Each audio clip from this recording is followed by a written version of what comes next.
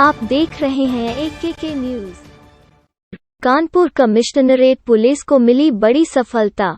नौबस्ता थाना क्षेत्र के एक घर में चलाया जा रहा था अंतर्राष्ट्रीय कॉल सेंटर।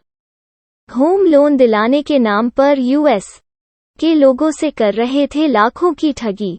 अंतर्राष्ट्रीय कॉल सेंटर VoIP कॉल द्वारा US के नागरिकों से कर रहे थे फ्रॉड।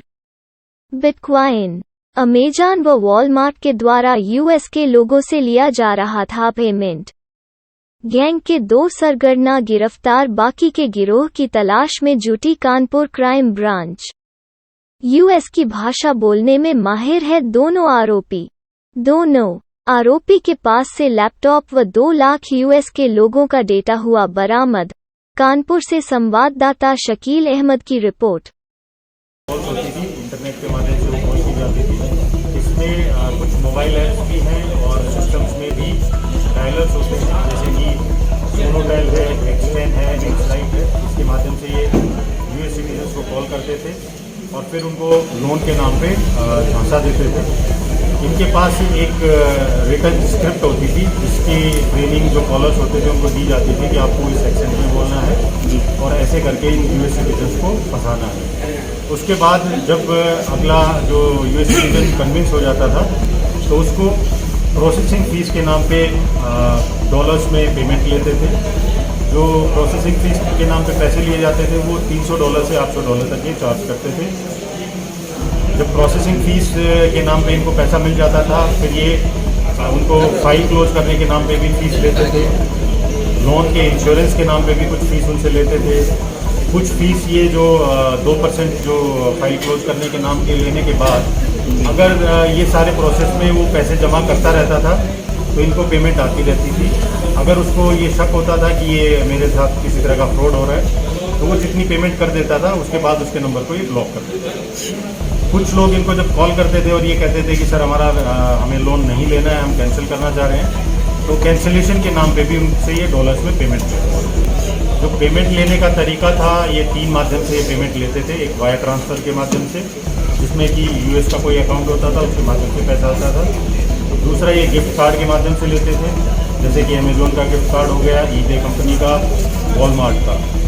उन eBay और इनके जो गिफ्ट कार्ड्स होते थे उनको एनकैश करने के लिए एक नोएडा का एक बंदा था, वेंडर था, उसके माध्यम से ये उनको एनकैश करवाते थे। और तीसरा ये बिटकॉइन जो क्रिप्टो करेंसी है उसके माध्यम से भी पेमेंट लेते थे। इसके लिए इन्होंने अपने मोबाइल फ़ोन में वजीर एक्स और एक कॉइन स्विच ऐप है वो डाउनलोड कर रखी थी, जिसके माध्यम से ये पेमेंट लेते थे।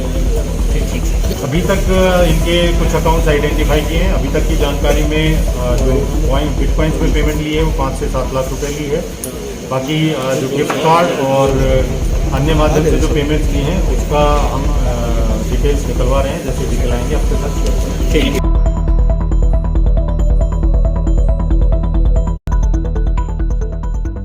अरे इसका मार्क्स हटाओ। क्यों अमेरिका को टारगेट कैसे बना लिया? इंडिया में लोग नहीं थे क्या? समझदार है, फंसता नहीं था।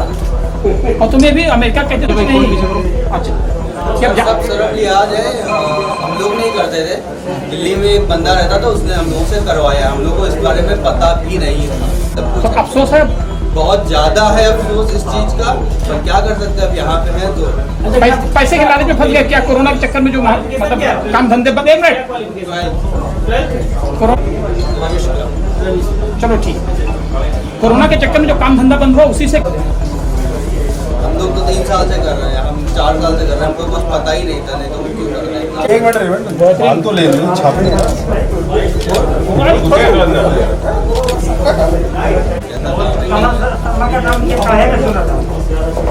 सेंटर में तो क्या इस तरह के कानपुर में 4-5 कहाँ का चल रहा है? तो यार क्या पुलिस पकड़ती नहीं है कि पुलिस? वेंडर सबके। फिर हमारी रात हुई पवन शर्मा नाम के नोएडा के बंदे से, बहुत नाम सुना था। मास्क हटाओ, एक लोग हटाओ यार।